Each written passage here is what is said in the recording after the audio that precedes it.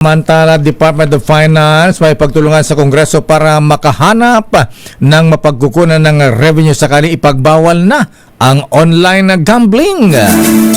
Aris number 12, Milky Regunan, please come in. Manang Milky.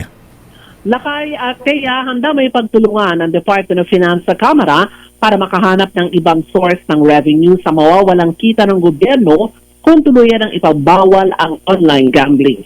Sa interpellation ni SPJ Panday Bayanihan Party List Representative Brian Poe kay Finance Secretary Ralph Recto, sinabi ng kalihim na abot sa 60 billion pesos ang ambag ng online gambling industry sa pondo ng pamahalaan.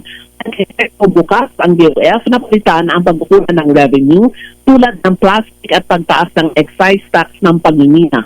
Sabi ni Recto, dapat isulong ng Kongreso ang pagpataw ng excise tax sa plastic. Mapagkukunan ito ng dagdag na revenue ng pamahalaan sakaling tuluyan ng ipagbawal ang online gambling. Narito si Finance Secretary Ralph Recto sa interpellation ni SPJ Panday Bayanihan Party List Representative Brian Poe.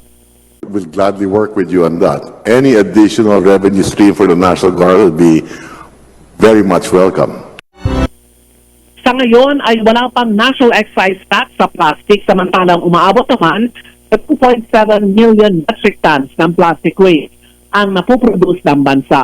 20% dito ay napupunta sa basurahan at maestero nagdudulot ng pagbaha kapag may mga malalakas na pag-ulan. Ako si Milky Regunan, para sa DZRH, una sa Pilipinas, una sa Pilipinas.